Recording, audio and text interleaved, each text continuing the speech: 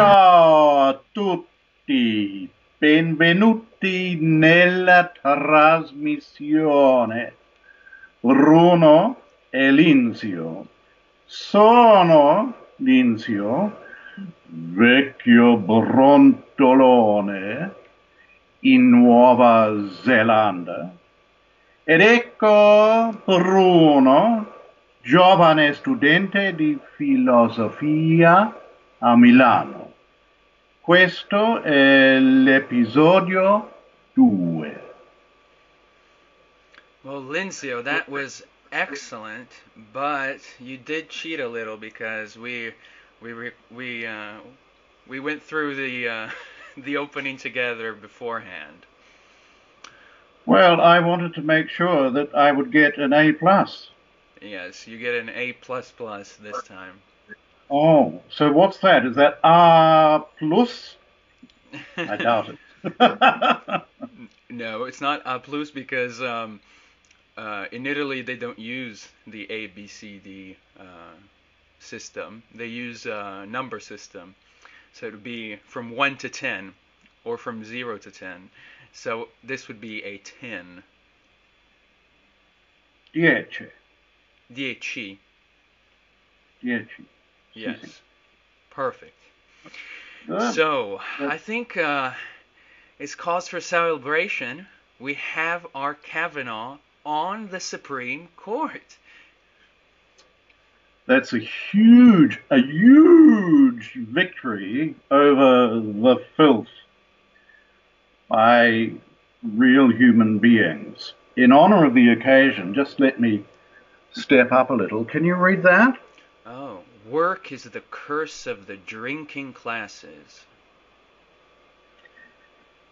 Attributed to Oscar Wilde, there's a little bit of uncertainty as to the veracity of its origin, but it's better documented actually than, you know the saying attributed to Voltaire, I disagree with what you say, but defend to the death your right to say it.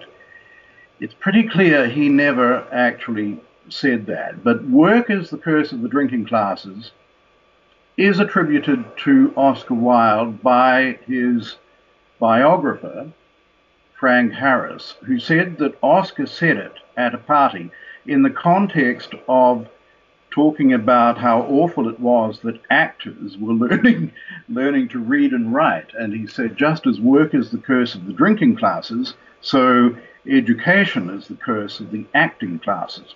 Oscar wanted the actors to learn directly from him and parrot the way he delivered the lines and not bother with all this literacy stuff.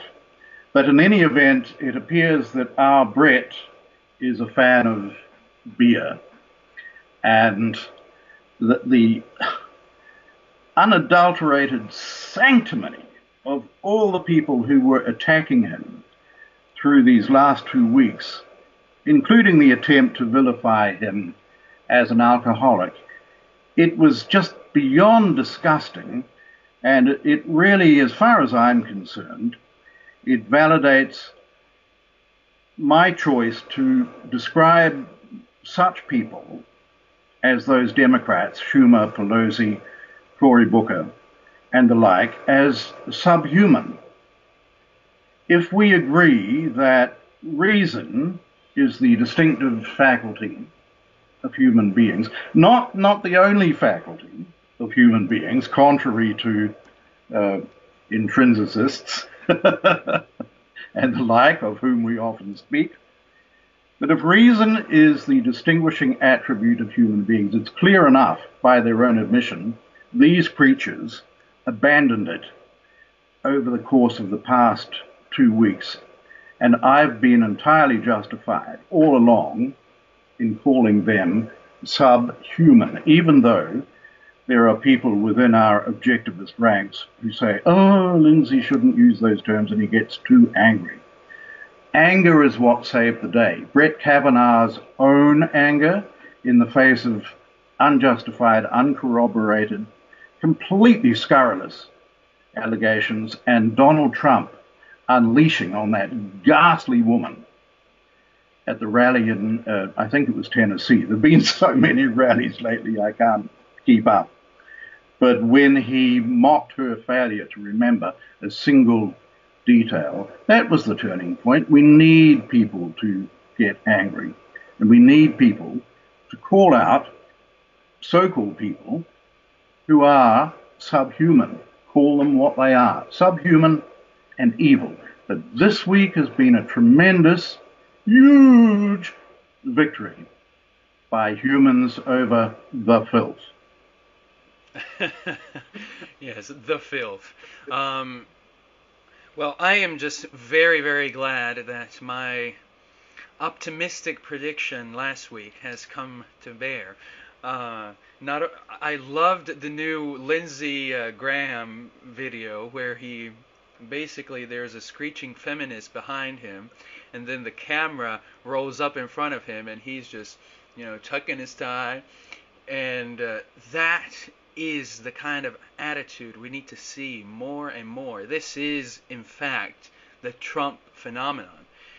People do not understand that it's two different things to make an argument. So you're making an argument, so you're having a dialogue or a dialectic, which means dialogue.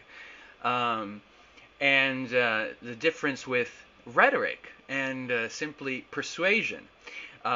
You do not persuade people to abandon irrational beliefs by making an argument, because that'll just go over their head, because they are not, as you said, I'm not sure I would use the word subhuman, but they're definitely beyond reason. Well, that is subhuman. That's the definition of subhuman. If you're beyond reason, and I give as the perfect example, and you might like, when you edit this, I don't know to what extent you've refined your editing abilities. We're only on l'episodio 2. Eh? But the video you drew my attention to tonight, which, as it happens, I had already seen, of that ghastly creature kicking his interrogator in the face. Yes, Jonathan Hunt is his name, and there was this woman.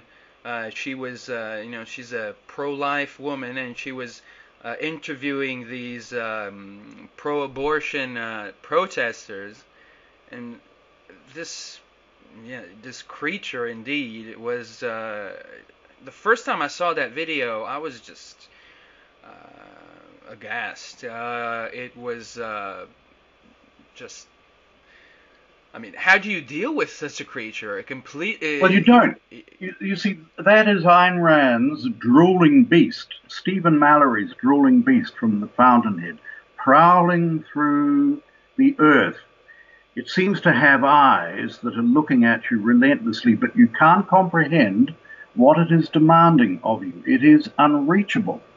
Now, with that particular creature, I hope you're able to insert the video, because there's a moment where he quite consciously, you can see it, makes a decision. He's going to stop engaging this person in conversation. He positions himself for the kick and then delivers it. Now, that's a good second or two long where he makes that decision. Right, I'm going to kick this person in the face. And you can see that happening on the video. That is subhuman. I make no apology. That is beyond reason, and beyond reason is subhuman. And remember, these are the specimens endorsed by Obleftivists, because they're anti-Trump. And we must be anti-Trump at all costs. And that's what we've been seeing. That this whole thing against Kavanaugh was nothing to do with Kavanaugh. It's everything to do with Trump. It's just part of stopping Trump's agenda.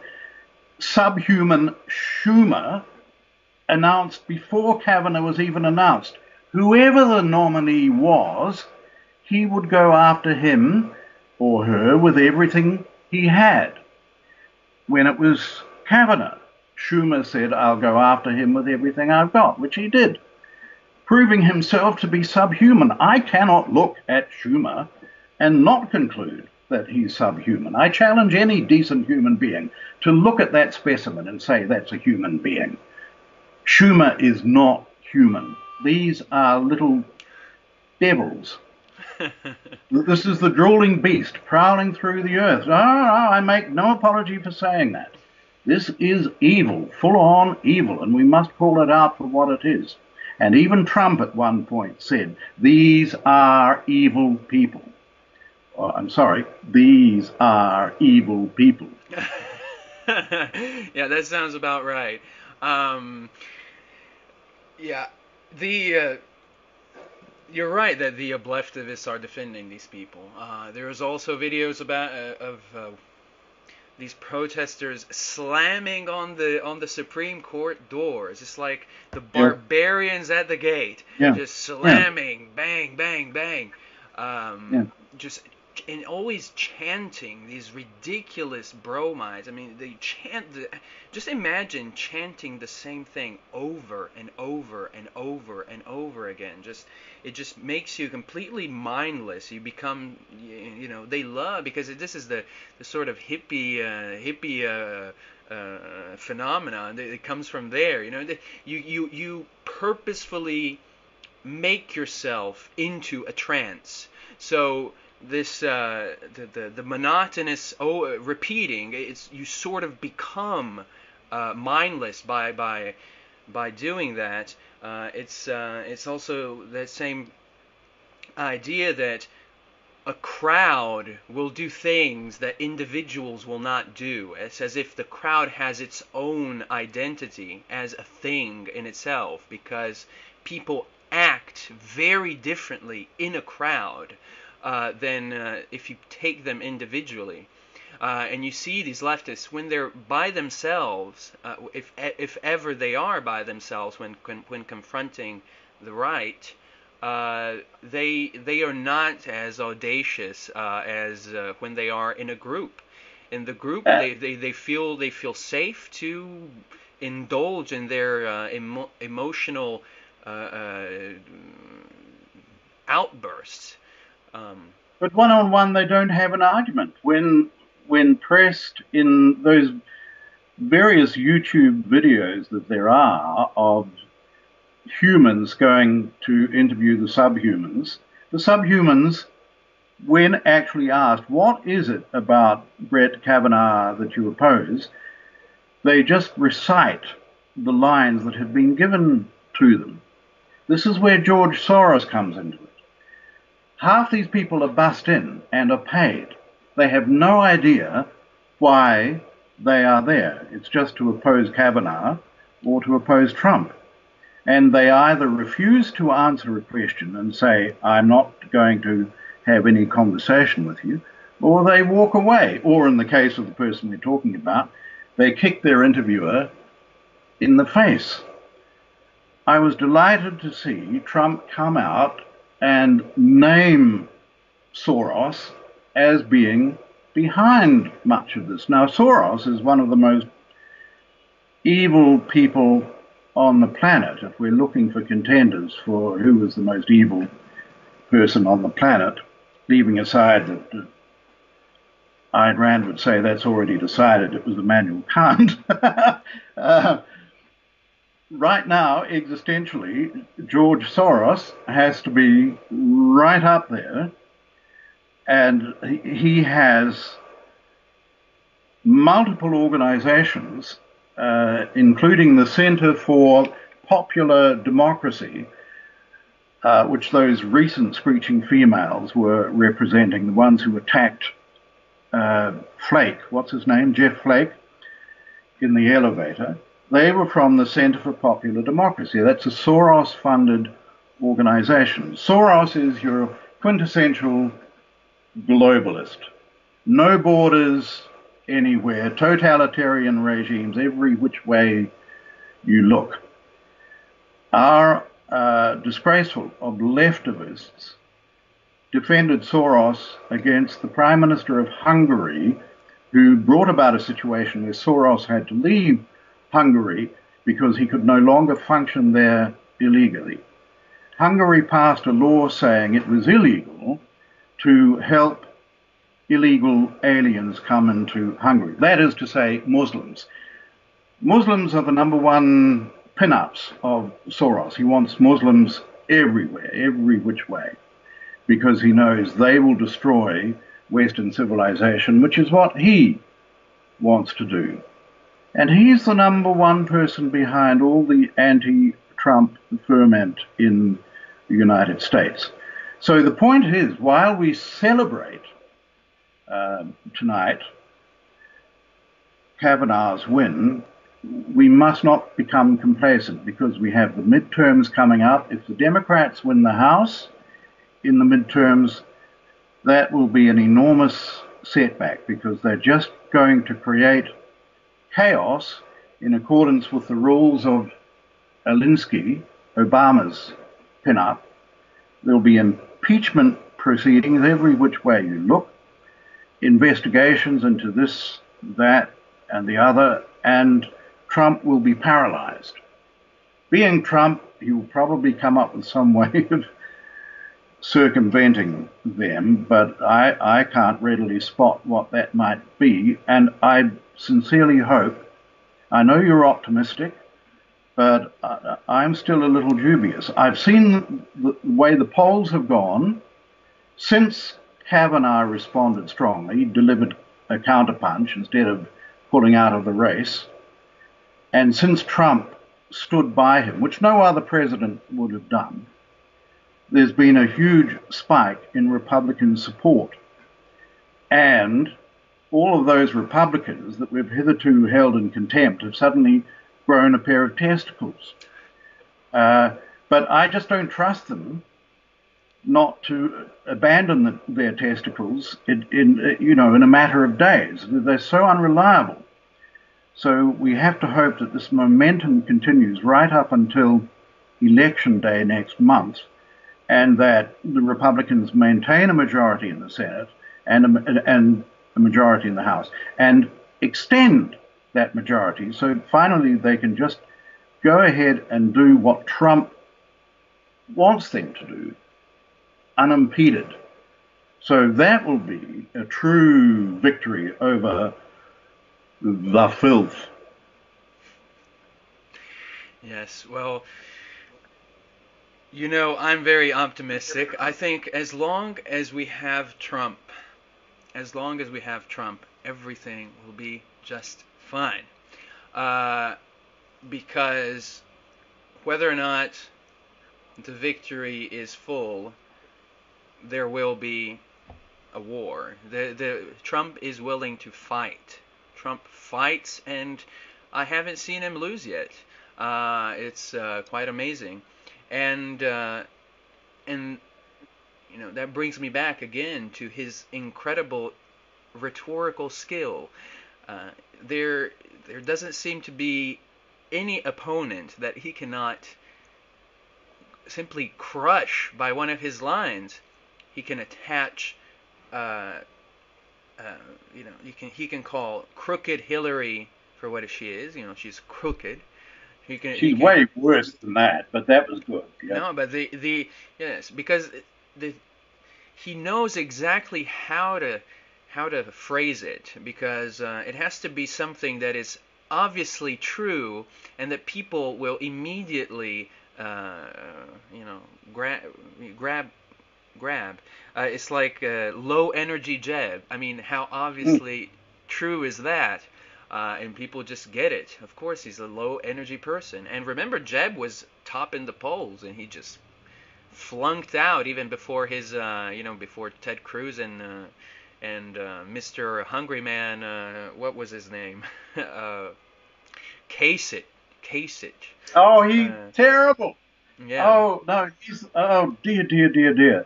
No, that's dare I say, subhuman. Horrible.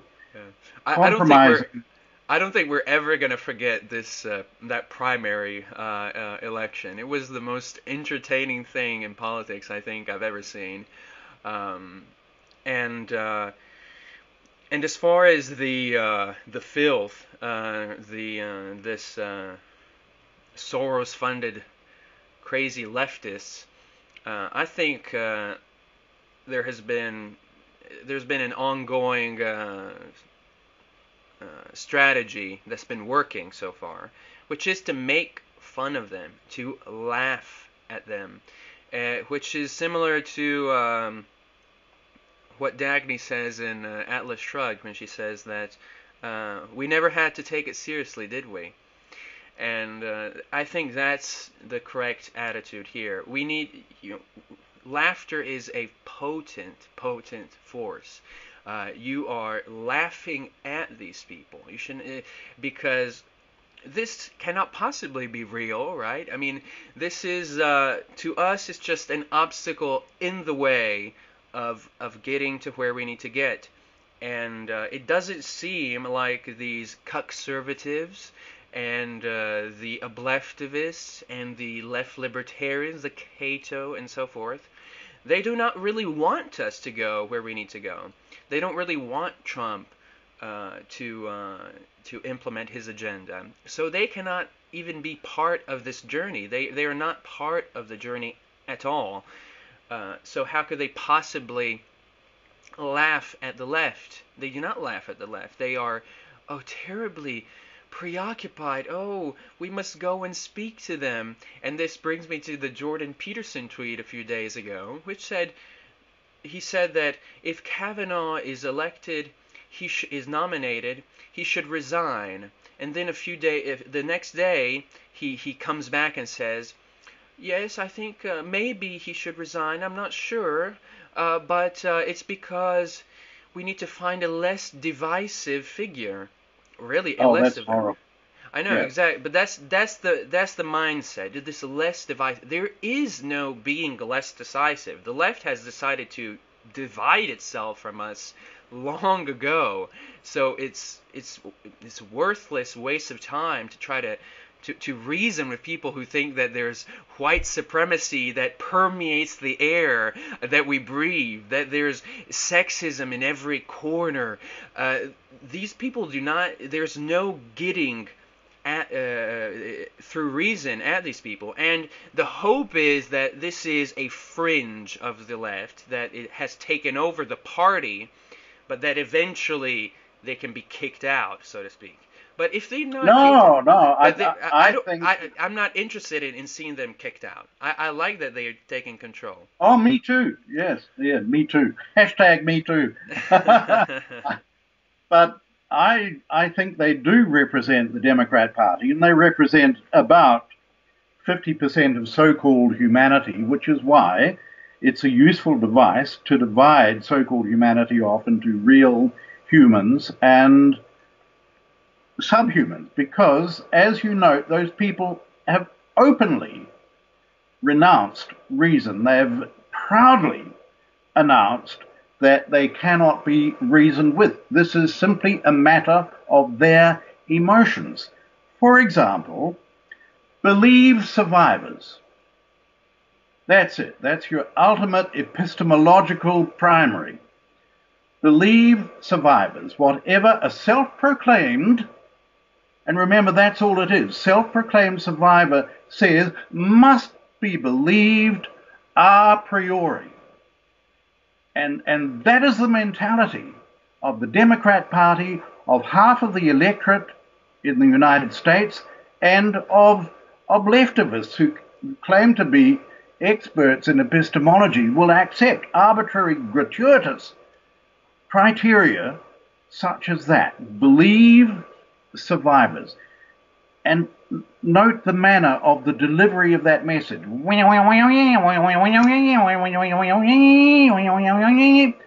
The fry quackers. And I've insisted for many years that the prevalence of is not a coincidence. This occurs contemporaneous with the destruction of our culture. It is a part and parcel of it. People who so-called speak in that way are announcing their hatred of humanity and reason. And you hear that among every leftist, and I'm afraid among too many people in our own ranks who haven't learned to sound like a human being as opposed to a duck. And that's being unkind to ducks. And Christine Ford, I don't remember. I don't remember. I don't remember. Upward inflecting fry quacking. That to ascribe primary believability to a creature like that, if that is the state to which our culture has fallen, then there is no hope. But I share with you a belief it's certainly possible in 3 or 4 weeks' time the American electorate will prove, in response to "Don't let it go," it hasn't let it go.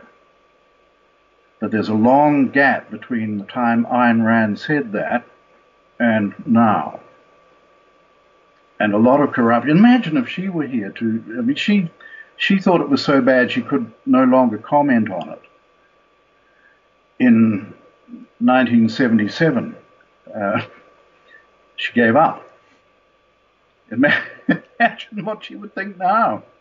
I know that's why I can't take, because if you take this seriously, you have to go into depression. I mean, you're gonna have to be medicated and sent to the hospital, to the psych ward.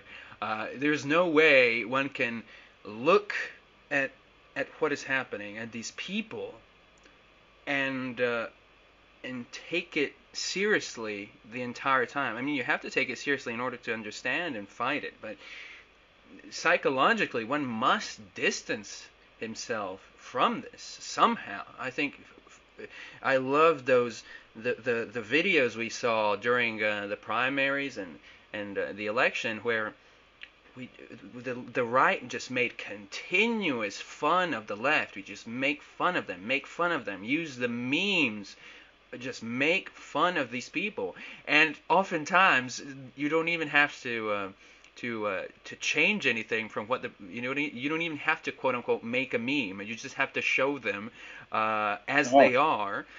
Yeah. And they just laugh at it. And laughter is a sort of I don't want to say collective, but I will, a collective phenomenon whereby a group of people laughing together, that is enormously powerful. And if people realize, we're all laughing at you and we are enjoying this so much. I think this is part of why Trump his popularity is rising, and why I think the primaries will do very well for the Republicans, is because there's this sort of euphoria in America. It's really enjoyable to see the left screeching. That's why now when I post these videos of crazy leftists, I don't even comment. I just put ha ha ha ha ha, because that's all I'm doing. I'm looking at these people slamming their fists on the Supreme Court door, and I am laughing. Well, as long as the sound is turned off, because that screeching, I would have to cover my ears. But see, the problem is with your thesis that the left, the drooling beast, the filth, is unreachable, including by humor. They have no humor. Note how absolutely grim-faced, relentlessly, determinedly grim-faced they are. And when, for that matter, did Obleftivists show it? When do you remember Yawan and Amy having a joke, having a laugh? They're all par for the course. So we might complacently assume that making fun of them, or leaving them to make fun of themselves by being so ridiculous, we might complacently assume that will work. But I think the state of awareness is now so low, this is at a pre-adolescent level. Everything has been infantilized. And so that's the noise that indicates we've reached our limit. We're not going to bore people any longer. But I close on this thought. We cannot assume in any way, shape, or form that the left operate in good faith, including being susceptible to humor. They don't operate in good faith, and they are 100% humorless. Yes. That is why I say it's the right that needs to laugh at them. And they can go on doing whatever they want to do, but we're going to go our way. So, thanks everybody for watching. This has been the Bruno e Linzio transmission. Ma 3, 2, 1. Moga! Moga! Moga! Buonanotte, Bruno. Buonanotte. Make objectivism great again.